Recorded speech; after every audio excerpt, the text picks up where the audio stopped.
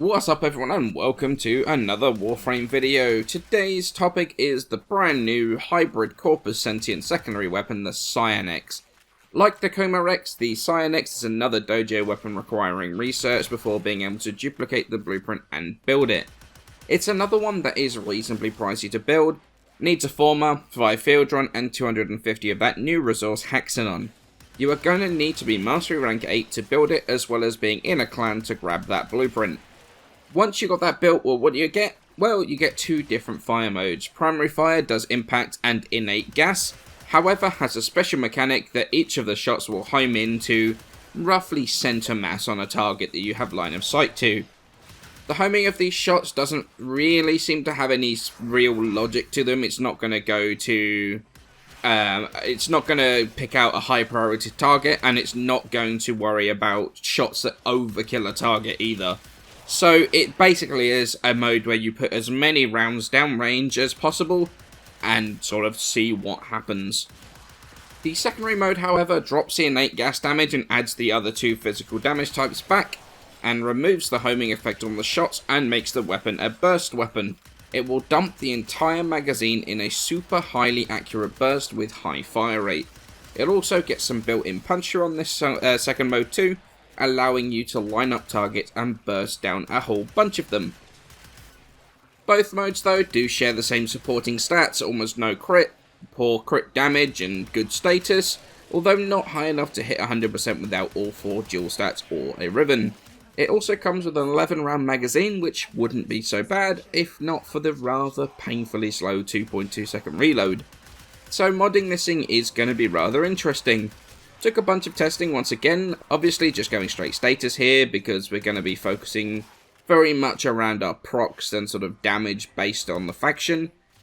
Corrosive is going to be what we're going to go with against anything armoured, and obviously the infested as well, and then we can go straight gas against the corpus. We're going to be using the 90% toxin mod here to buff the toxin damage from the gas proc, to give us a little bit extra edge from those gas procs. I've personally got Magnum Force on here right now because neither the homing shots or the ult fire are really affected by the accuracy loss that Magnum has, and it means no switching of mods around. Personally, if I'm trying to do something specific with the weapon, like if I'm going into an arbitration specifically against Corpus or specifically against the Corrupted, I will switch out Magnum for a Bane, which also means you get the rather tasty double dipping that the gas has on a Bane mod.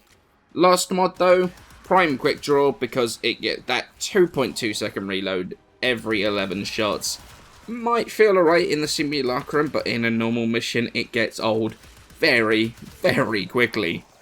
So what do I think of the weapon? Is it good? Do I think it's worth the format? And honestly, I find it hard to recommend this. If you take the performance in the simulacrum, then yeah, it looks absolutely amazing. I mean, look how quickly it takes down these heavy gunners. Strips their armor, kills them really nicely, and then it looks great, right?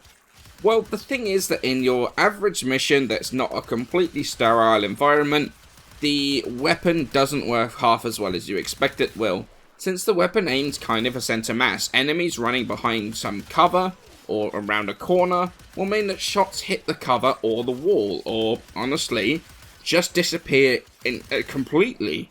If you have a laggy host, it's especially bad. I've never had shots just randomly disappear like this. It feels kind of weird and kind of awkward. If the weapon behaves, it's actually very good. For anything Star Chart related, you could fire a ton of shots down range, just down the hallway, down the room, and watch it kill stuff. But it's just so inconsistent. Either you're going to get a load of missed shots, or you'll murder literally anything. There's like no middle ground. And that's before you take the self-damage from the primary fire into account. It's not too bad, because obviously the range on the gas proc isn't huge. Although because it's a status weapon, while the damage isn't actually even too bad, you are likely to proc a bunch of statuses on yourself. Like, for example, if you've got corrosive on, you can strip your own armor very, very, very easily, very, very quickly. Although, amusingly, I don't think I've ever managed to get a gas proc on myself, only physical or elemental that I put on the weapon myself. The weapon does work reasonably well as a thing to proc condition overload.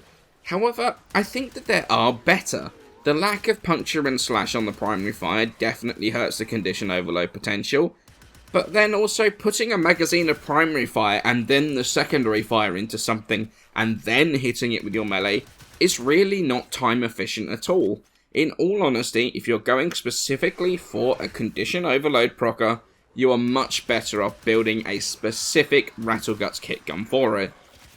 The weapon itself isn't bad, it's just very, very inconsistent. Maybe we'll see some hotfixes that deal with some of its issues, at which point I think it could become an extremely effective weapon. I'd recommend trying it out, seeing what you feel about it. You are likely to be maxing this at some point for the mastery anyway, so if you like it, I think it is 100% worth the former. So thank you all so much for watching, feel free to hit that sub button and ring the bell for more Warframe content, and I shall see you in the next video.